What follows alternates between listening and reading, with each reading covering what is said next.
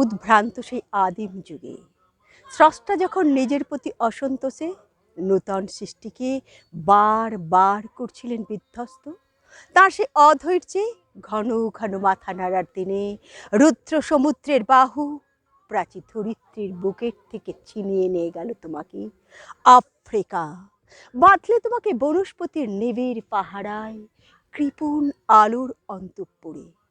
সেখানে নিভৃত অবকাশে তুমি চিনছিলে জল স্থল আকাশের দুর্বোধ সংকেত, প্রকৃতির দৃষ্টি অতীত জাদু মন্ত্র জাগাচ্ছিল তোমার চেতনাতীত মনে। বিদ্রুপ করছিলে ভীষণকে, বিরূপের ছদ্মবেশে সংখ্যাকে চাচ্ছিলে হার মানাতে। আপনাকে উগ্র করে বিভীষিকার প্রচণ্ড মহিমায় তাণ্ডবের দুন্দুভিনে নাদে। হায় ছায়াবৃতা, কালো ঘোমটার নিচে অপরিচিত ছিল তোমার মানব রূপ উপেক্ষার আবিল দৃষ্টিতে।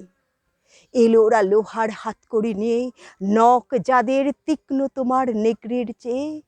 এলো মানুষ ধরার দল, গর্ভে যারা অন্ধ তোমার সূর্যহারা অরণ্যের চেয়ে। সভ্যের বর্বর লোভ নগ্ন করলো আপন নির্লজ্জ অমানুষতা। তোমার ভাষাহীন ক্রন্দনে বাষ্পাকুল অরণ্য পথে পঙ্কিল হলো ধুলি তোমার রক্তে অশ্রুতে মিশে।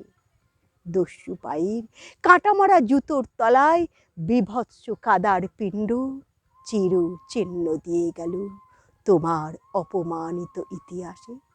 সমুদ্র পাড়ে সেই মুহূর্তে তাদের পাড়ায় পাড়ায় মন্দিরে বাজছিল পূজার ঘণ্টা। সকালে সন্ধ্যায় দয়াময় দেবতার নামে শিশুরা খেলছিল মায়ের কোলে। কবির সঙ্গীতে বেজে উঠছিল সুন্দরীর আরাধনা। আজ যখন পশ্চিম দিগন্তে প্রদোষকাল, ঝঞ্ঝা বাতাসের ঊর্ধ্বশ্বাস, যখন গুপ্ত গহ্বর থেকে পশুরা বেরিয়ে এলো, অশুভ ধ্বনিতে ঘোষণা করল দিনের অন্তিম কাল। এসো যুগান্তের কবি, আসন্ন সন্ধ্যার শেষ রশ্মিপাতে দাঁড়াও ওই মানহারা মানবীর দ্বারে। বলো ক্ষমা করো, হিংস্র প্রলাপের মধ্যে সেই হোক তোমার সভ্যতার শেষ পূর্ণবাণী।